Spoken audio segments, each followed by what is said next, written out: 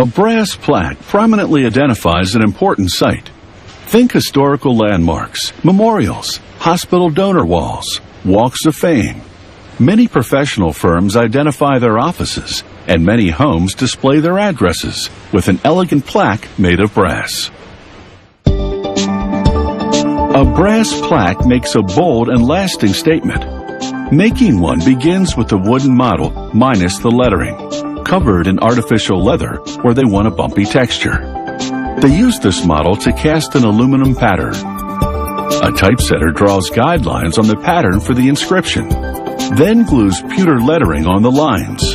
Getting the pattern perfect is essential, as this is what they use to make the sand mold for casting the brass plaque. The typesetter hands off the pattern to the molders, who spray the surface with a release agent, the industrial version of non-stick cooking spray. This will prevent the pattern from adhering to the sand mold they're about to make with it. After laying the pattern in a high-edge steel frame, they pour in a mixture of silica sand and resin, filling it to the top and compacting tightly. After 15 minutes, the resin cures, binding the grains of sand. The molders then flip the frame and lift off the top half of it. A hard block of sand is in the bottom half, containing a mirror image of the plaque pattern.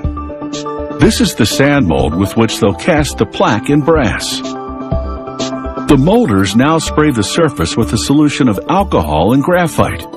Then they burn off the alcohol with a lighter, leaving behind a film of graphite. This heat-resistant layer will prevent the sand mold from eroding when it comes into contact with a molten metal. Workers charge the furnace with brass ingots, as well as with pieces of excess brass from previous castings. The furnace temperature, 2300 degrees Fahrenheit, liquefies the solid metal in about 20 minutes. Then the molders pour the molten brass through a hole at the top of the mold. The hole feeds two channels leading to the cavity. The metal begins solidifying immediately. However, it's a good hour before the casting is fully hardened, at which point they open the mold to extract the plaque. Attached to it are runners, excess metal that solidifies in the channels leading to the mold cavity. So after knocking the sand out of the frame to release the plaque,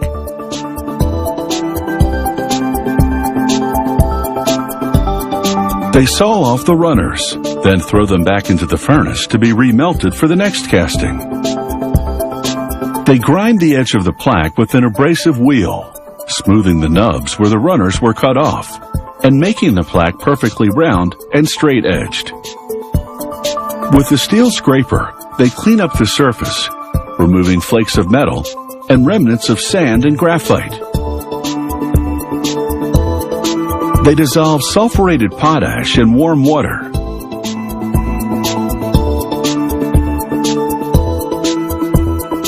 This chemical solution oxidizes metal, creating what looks like a natural patina, a darkening of the surface that develops with age.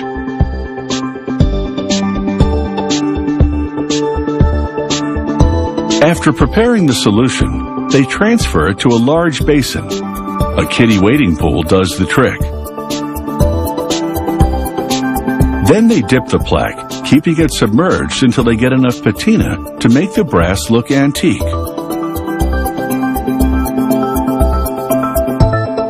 They rinse off the chemical with water and dry the plaque with compressed air.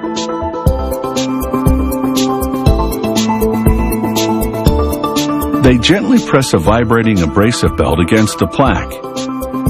It polishes the raised surfaces, removing their patina and restoring their brassy shine.